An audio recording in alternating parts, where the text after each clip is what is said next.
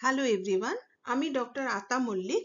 আজকে আমি আবার একটি নতুন বিষয় নিয়ে তোমাদের সামনে হাজির হয়েছি। আজকে আমার আলোচ্য বিষয় করোনেশন অফ শার্লেমান, রাজা শার্লেমানের রাজ্যাভিষেক। তো আমরা এই বিষয়ের উপরে কি কি আলোচনা করব, চলো দেখে নেওয়া যাক কন্টেন্ট সেকশনে। কন্টেন্টে আমরা কি কি কি বিষয়ের উপর আলোকপাত করব। প্রথমে আলোকপাত করব শার্লেমান কোন বংশোদ্ভূত ছিলেন, তারপরে রাজা শার্লেমান কিভাবে ক্ষমতা লাভ করলেন এবং এই রাজা শার্লেমান কিভাবে পবিত্র রোমান সম্রাট হয়ে উঠলেন, মানে তার রাজ্যাভিষেক হলো পবিত্র রোমান সম্রাট হিসেবে। এবং এই যে তিনি পবিত্র রোমান সম্রাট হলেন, তার গুরুত্ব রোম তথা ইউরোপের ইতিহাসে কতখানি ছিল বা কি প্রভাব বিস্তার করেছিল তার পবিত্র রোমান সম্রাট হয়ে ওঠা, এই বিষয়গুলির উপর আমরা মূলত আলোচনা করলেই আজকের আলোচনা সম্পূর্ণ হবে। তো যদি তার বংশ নিয়ে আলোচনা করি তাহলে আমাকে একটু পিছন দিকে চলে যেতে হবে, কারণ এই যে তোমার হঠাৎ করে শার্লেমান কে কিভাবে রাজ্যাভিষেক হলো বললে তোমাদের বুঝতে অসুবিধা হবে। তো আমরা রোমান সাম্রাজ্য পড়েছি, আলোচনা করেছি। তো 476 খ্রিস্টাব্দে তোমরা সবাই জানো যে পশ্চিম ইউরোপের রোমান সাম্রাজ্য তার পতন হচ্ছে এবং এই সময় বিভিন্ন বর্বররা পতনোন্মুখ রোমান সাম্রাজ্যকে আক্রমণ করছে। এদের মধ্যে কেউ আক্রমণ করে চলে যাচ্ছে বা কেউ কেউ এই সময় নিজেদের স্বাধীন রাজ্য প্রতিষ্ঠা করছে পতনোন্মুখ রোমান সাম্রাজ্যের বিভিন্ন অংশগুলোকে নিয়ে। তো এইরকমই জার্মান জনগোষ্ঠী যাদের নাম ছিল ফ্রাঙ্ক, তাদের নেতা প্রথম ক্লোভিস গল অঞ্চলে 481 খ্রিস্টাব্দে ফ্রাঙ্কদের স্বাধীন রাজ্য স্থাপন করেন। এখন গল কোন অংশটা না, বর্তমান দিনের ফ্রান্স, জার্মানি, বেলজিয়াম, সুইজারল্যান্ড এই অংশটা নিয়ে সম্পূর্ণ না হলেও খানিকটা খানিকটা এই অংশগুলো নিয়ে কিন্তু গল অংশ প্রতিষ্ঠিত ছিল। তো ক্লোভিস সালিয়েন ফ্র্যাঙ্ক ছিলেন, অর্থাৎ যে জার্মান জনগোষ্ঠী সেই সময়কালে নেদারল্যান্ডে থাকতেন তাদেরই বংশোদ্ভূত, এবং তিনি মেরোভিজ বংশোদ্ভূত ছিলেন। সেই জন্য তার প্রতিষ্ঠিত সাম্রাজ্য মেরোভেঞ্জিয়ান রাজত্ব নামে পরিচিত। 511 খ্রিস্টাব্দ পর্যন্ত ক্লোভিস রাজত্ব করেছিলেন, কিন্তু তার মৃত্যু হলে তার 4 ছেলের মধ্যে এই মেরোভেঞ্জিয়ান যে সাম্রাজ্য সেটা বিভক্ত হয়ে যায়। কিন্তু পরবর্তীকালে মেরোভেঞ্জিয়ান রাজারা ক্রমাগত তাদের ক্ষমতা ও প্রভাব হারাচ্ছিলেন এবং তখন মেয়র অফ দ্য প্যালেস মানে প্রধানমন্ত্রীর সমতুল একদল রাজকীয় কর্মচারী, বিশেষত রাজকীয় পদ একটা বলতে পারি আমরা এটাকে, এরা অত্যন্ত শক্তিশালী হয়ে ওঠে। এবং আমরা দেখব যে রাজা তৃতীয় চিলডেরিকের সময় এরা এতটাই ক্ষমতাবান হয়ে ওঠে যে mayor of the palace পিপিন the short সমস্ত নীতি নির্ধারণ করতেন রাজার হয়ে, এবং তিনি বকলমে এই সাম্রাজ্য চালাতেন। এই পিপিনের পরবর্তী বংশধর ছিল দ্বিতীয় পিপিন। সমগ্র মেরোভিঞ্জিয়ান সাম্রাজ্যকে নিজের অধীনে আনার একেবারে চেষ্টা করেছিলেন তিনি, এবং এই দ্বিতীয় পিপিনের পুত্র ছিল চার্লস মার্টেল। এর সময় এই প্রক্রিয়া সম্পূর্ণ হয়, অর্থাৎ এরা চার্লস মার্টেল সমগ্র মেরোভিঞ্জিয়ান সাম্রাজ্যকে নিজের অধীনে নিয়ে আসে। তো তার চার্লস মার্টেলের দুজন পুত্র ছিল, কার্লোমান এবং তৃতীয় পিপিন। তো তার মৃত্যুর পরে তার দুই পুত্র কার্লোমান এবং তৃতীয় পিপিনের মধ্যে এই ফ্রাঙ্কদের সাম্রাজ্য বিভক্ত হয়ে যায়। তৃতীয় পিপিনের আবার দুজন সন্তান ছিলেন, দ্বিতীয় কার্লোমান এবং এই শার্লেমান, যার কথা আমরা আলোচনা করব। তো এইভাবেই আমরা দেখছি তৃতীয় পিপিন যখন 768 খ্রিস্টাব্দে যখন মারা যাচ্ছেন, তখন তার দুই পুত্র দ্বিতীয় কার্লোমান এবং শার্লেমানের মধ্যে তার সাম্রাজ্য ভাগ হয়ে যাচ্ছে। এবং এই যে শার্লেমান তার ভাইয়ের সঙ্গে মানে যৌথভাবে প্রথম দিকে শাসন কার্য পরিচালনা করছিলেন, মানে উত্তরাধিকার সূত্রে তিনি যেটা পেয়েছিলেন। কিন্তু 771 খ্রিস্টাব্দে দ্বিতীয় কার্লেমানের মৃত্যুর পর ফ্রাঙ্ক সাম্রাজ্যের একচ্ছত্র সম্রাট হন শার্লেমান।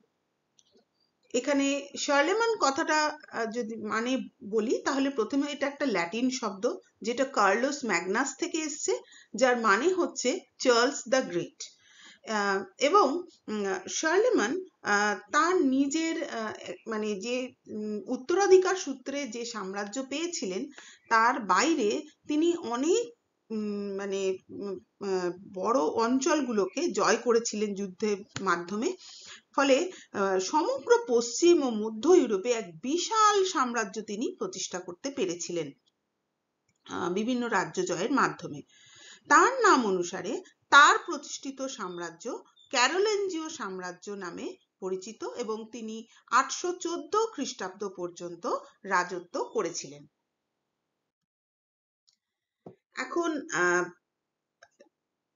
এই যে পর্যায়ে যে তার যে রাজ্যাভিষেক, পবিত্র রোমান সম্রাট হিসেবে রাজ্যাভিষেক, এখন তোমাদের মধ্যে প্রশ্ন হতে পারে, ও তো বাবার পরেই সাম্রাজ্য অভিষেক হয়েছিল, সেইটা বোধহয় আলোচনা না। এই বিষয়টা আমরা গুরুত্ব দিচ্ছি না যে সে তার উত্তরাধিকার সূত্রে সম্রাট হয়েছিল। তারপরে কি আমরা আলোচনা করছি পবিত্র সম্রাট, রোমান সম্রাট হিসেবে তার যে সিংহাসন আরোহণ সেটা কতখানি গুরুত্বপূর্ণ ছিল।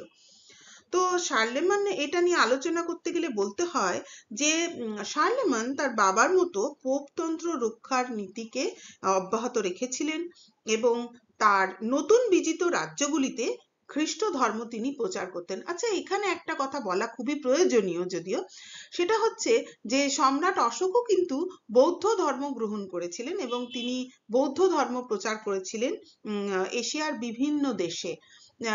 কিন্তু সেক্ষেত্রে তিনি দূত প্রেরণ করেছিলেন, শান্তির দূত প্রেরণ করেছিলেন, ধর্ম মহামাত্রদের প্রেরণ করেছিলেন। এখানে আমরা যেটা বলবো, শার্লেমান কিন্তু তার নতুন বিজিত অঞ্চলগুলিতে খ্রিস্ট ধর্ম প্রচার করার জন্য বল প্রয়োগ নীতিও কোথাও কোথাও গ্রহণ করেছিলেন। এবং 800 খ্রিস্টাব্দে শার্লেমান তার অবস্থান আরো সুসংহত করছেন যখন পোপ তৃতীয় লিও তাকে পবিত্র রোমান সম্রাট হিসেবে মুকুট পরিয়ে দিচ্ছেন।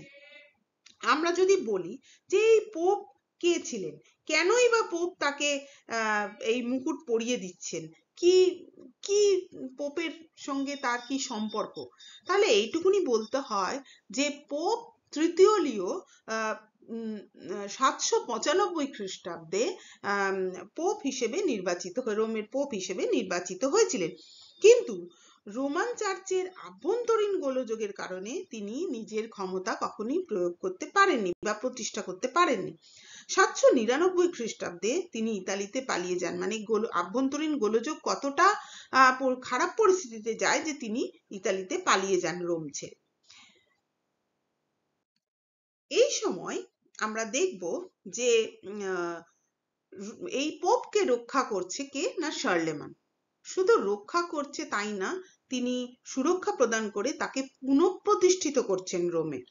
800 খ্রিস্টাব্দে তিনি নিজে পোপকে সঙ্গে করে নিয়ে রোমে যান এবং পোপ এই সুযোগে কৃতজ্ঞতা স্বরূপ শার্লেমানের মাথায় মুকুট পরিয়ে তাকে রোমান সম্রাট হিসেবে ঘোষণা করেন। আচ্ছা, এইখানে একটা কথা আমার বলাটা খুব জরুরি যে এটা বিষয়ে কিন্তু অনেক মতপার্থক্য আছে। অনেকে বলেন যে তিনি পোপকে পুনঃপ্রতিষ্ঠিত করে পরে ডিসেম্বরের দিকে তিনি ক্রিসমাসের সময়ে রোমে গিয়েছিলেন এবং খুব স্বাভাবিকভাবে রোমের পোপকে নতজানু হয়ে প্রণাম করছিলেন এবং সেই সময়ে পোপ তার মাথায় মুকুটটি পরিয়ে দেয়। এখন এটা মানে তার অজান্তে হয় আর কি, কিন্তু এটা জানতে হোক কি অজান্তে হোক, এ নিয়ে যে বিতর্কই থাক না কেন, তাকে রোমের পোপ রোমান সম্রাট হিসেবে মুকুট পরিয়ে দিয়েছিলেন। এবং এই ঘটনাটা শার্লেমানকে ইউরোপের সর্বোচ্চ শাসক হিসেবে কর্তৃত্ব প্রদান করেছিল এবং পরবর্তীকালে পবিত্র রোমান সাম্রাজ্যের ভিত্তি স্থাপন করতে তাকে সাহায্য করেছিল। তো এখানে এরপরে আমরা যে গুরুত্বপূর্ণ বিষয়টা আলোচনা করব সেটা হচ্ছে এই যে তার রাজ্যাভিষেক হলো পবিত্র রোমান সম্রাট হিসেবে, এইটার গুরুত্ব কি ছিল। তো এটা একটা সুদূরপ্রসারী ঐতিহাসিক ঘটনা বলেই আমরা মনে করছি। কিছুটা হলেও সত্যি যে শার্লেমান আর তার উত্তরসূরি যারা ছিলেন মানে পরবর্তীকালে, তারা রোমান সাম্রাজ্যের রাজতান্ত্রিক ঐতিহ্যের বৈধ উত্তরাধিকারী হিসেবে নিজেদের তুলে ধরতে পেরেছিলেন। এবং আমরা যদি দেখি, শার্লেমানকে পূর্ববর্তী রোমান সাম্রাজ্যের পশ্চিম প্রদেশগুলো যেগুলো তিনি জয় করেছিলেন, সেগুলো তিনি অবিসংবাদিত প্রভু হিসেবে তার পরিচিতি হচ্ছে। এখন 476 খ্রিস্টাব্দ থেকে পশ্চিম ইউরোপে কোনো সম্রাট ছিল না, সেটা তো আমরা জানি, কারণ ওখানে তার পশ্চিম দিকে রোমান সাম্রাজ্যের পতন হয়ে গেছিল। কিন্তু পূর্ব দিকের যে বাইজেন্টাইন শাসকরা ছিলেন, তারা নিজেদেরকে রোমান সম্রাট হিসেবে উপস্থাপন করতেন।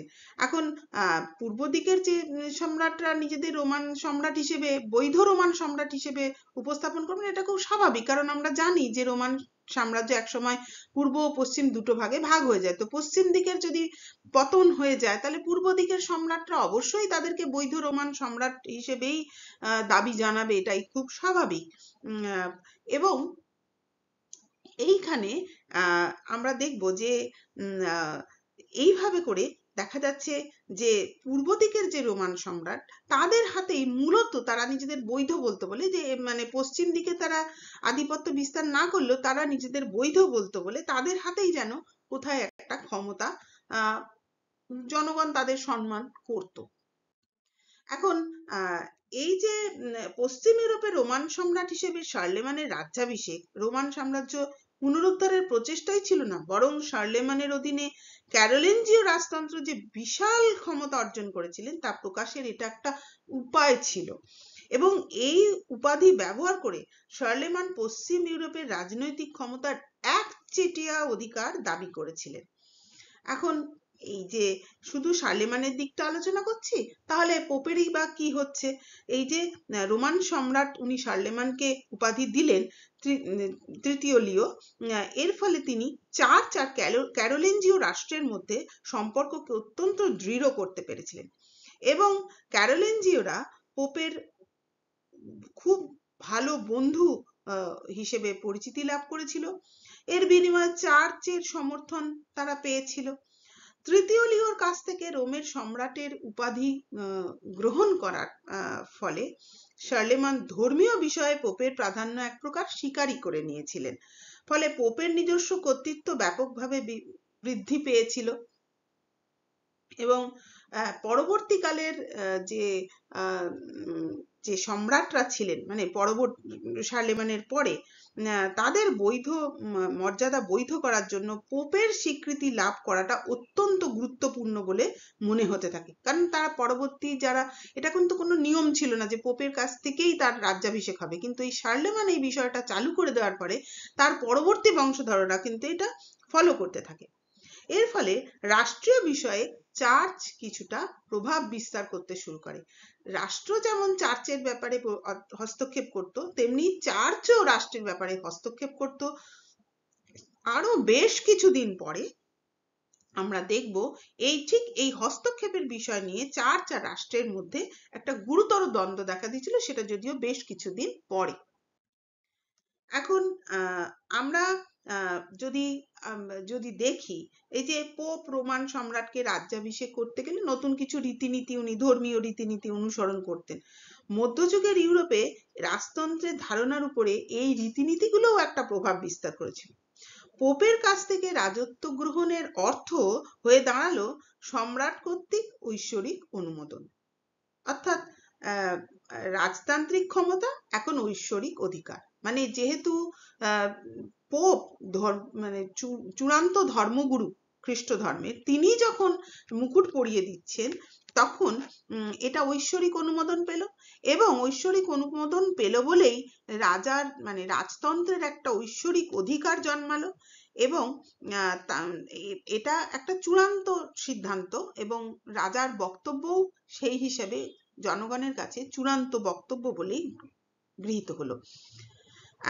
এই সাথে আমরা যদি দেখি যে ঐশ্বরিক অধিকার, এই যে রাজার এবং পোপের ধর্মীয় কর্তৃত্ব এবং সম্রাটের রাজনৈতিক কর্তৃত্বের মধ্যে একটা ঘনিষ্ঠ যোগসূত্র গড়ে উঠেছিল, যা শার্লেমানের উত্তরসূরি যারা ছিলেন, পবিত্র রোমান সম্রাট উপাধি তারা লাভ করেছিলেন। মানে শুধু শার্লেমানই পবিত্র রোমান সম্রাট না, তার পরবর্তীকালের যে রাজারা ছিলেন তারাও পবিত্র রোমান সম্রাট হিসেবেই মানে তারা পরিচিত হতেন, এবং তারা যে অঞ্চলগুলোতে মানে রাজত্ব করতেন সেটাকে পবিত্র রোমান সাম্রাজ্য বলা হতো। এখন ঐতিহাসিক জিওফ্রে বারাক্ল ইনি বলছেন, শার্লেমানের রোমান সম্রাট হিসেবে উপাধি প্রাপ্তির গুরুত্ব নিহিত আছে তার বৈদেশিক সম্পর্ক নির্ধারণের ক্ষেত্রে। ইনি এই বিষয়টার উপর অত্যন্ত গুরুত্ব দিয়েছেন। তিনি বলছেন, এতদিন পর্যন্ত বাইজেন্টাইন সাম্রাজ্য এক্ষেত্রে আধিপত্য বিস্তার করেছিল। যেহেতু আমি বললাম যে তারা বলছে আমরা বৈধ রোমান সম্রাট, আমরা হচ্ছি একেবারে শেষ কথা বলবো, তো সেই কারণেই তারা চেষ্টা করত যে বৈদেশিক সম্পর্কগুলোর ক্ষেত্রে তাদের বক্তব্যটাই ছিল চূড়ান্ত। কিন্তু এখন বৈদেশিক সম্পর্ক নির্ধারণের ক্ষেত্রে ফ্রাঙ্ক সম্রাট আর পূর্ব রোমান সম্রাট সমমর্যাদা সম্পন্ন হয়ে উঠলেন। উপরন্তু 812 খ্রিস্টাব্দে পূর্ব দিকের যে রোমান সম্রাট তারা শার্লেমানকে পশ্চিম রোমান সাম্রাজ্যের সম্রাট হিসেবে স্বীকৃতি দান করলেন। এর ফলে এটা একটা অখণ্ড রোমান সাম্রাজ্যের যে ধারণা, তার পরিবর্তে ইউরোপ মহাদেশে দুটি সাম্রাজ্যবাদ বা সভ্যতার বিকাশের পথকে প্রস্তুত করে দিয়েছিল বলে ঐতিহাসিক জিওফ্রে বার্কল মনে করেন। তো এই হলো আমাদের মূল আলোচ্য বিষয়। আমরা আশা করি তোমরা বুঝতে পেরেছো। আর তোমাদের আমি প্রতিবারই কিছু বলি, সাজেস্টেড রিডিংস বলি।